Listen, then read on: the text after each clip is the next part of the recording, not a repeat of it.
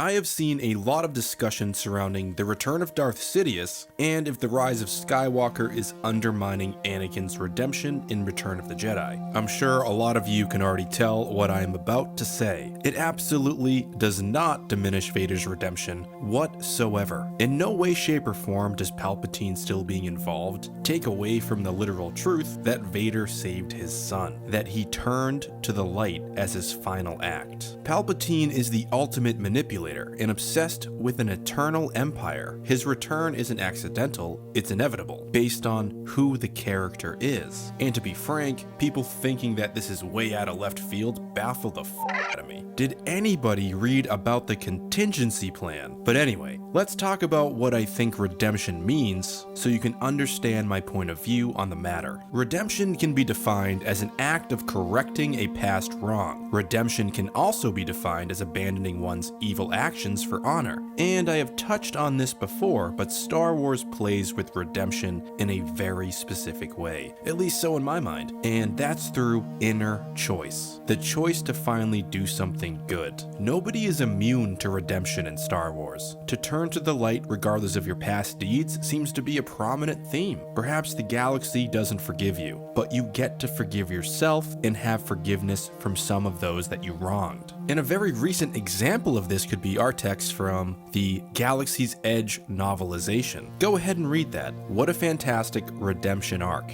Darth Vader chose to save his dying son from the grips of his own master, trading his life for that of his son. We all get confused into believing that Darth Vader throwing the Emperor down the shaft was the moment of redemption. And sure, it was an extremely important and powerful moment in that movie and in the trilogy. It temporarily frees the galaxy from the most evil individual in existence, or so they thought. But the death of Palpatine is the result of an inner choice by Vader, which ultimately boils down to saving somebody that he loves. Anakin failed to save Padme, but once he learns his son lives, it ultimately ends with Vader achieving what he never could. He saved his own flesh and blood from imminent death, and he gave up his own life in return. This immediate act of selflessness is his redemption. That's it. Hell, in my own headcanon, I imagine that Padme flashed before his very eyes as he saw his son screaming in agony on the ground.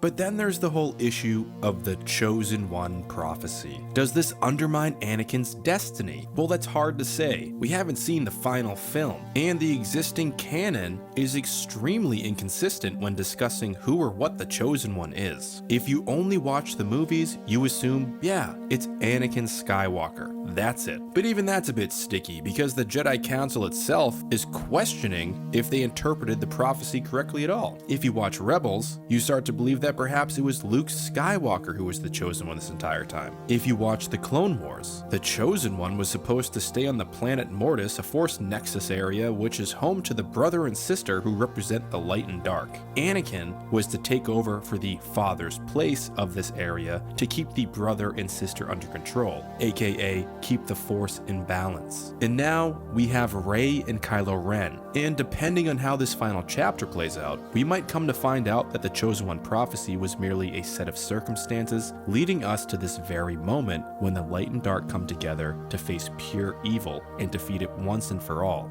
If there is one heavy theme in the sequel trilogy, it's that the light and dark must be in harmony, and that any perversion of that must be defeated. But back to my original point here. Anakin saving his son. Anakin saving his son and the son's belief in his father is the redeeming moment of the character, not the defeat of Palpatine. Plus, if we consider the extended universe, Palpatine came back anyway, and people didn't seem to mind too much. And I realize Dark Empire might not be the most enjoyable story out of the EU, but the point is, there are plenty of precedents for Palpatine being back in the flesh in some form without much worry given to Anakin's redemption. Why now? So finally, to wrap this whole diatribe up, who is to say that Hayden Christensen isn't reprising his role in some form in this final chapter of the saga? To me, it would only make sense to have him part of the big final climactic battle. After all, he's a Force ghost and essentially omniscient. Anakin showing up to guide Rey and Kylo and perhaps even Luke Skywalker in some flashbacks could solidify my theory that the Chosen One prophecy was something set in motion by the creation of the first Skywalker, a long series of events until absolute evil is finally destroyed. And Anakin could be there along with his son, guiding the remnants of their legacy, Kylo Ren and Rey.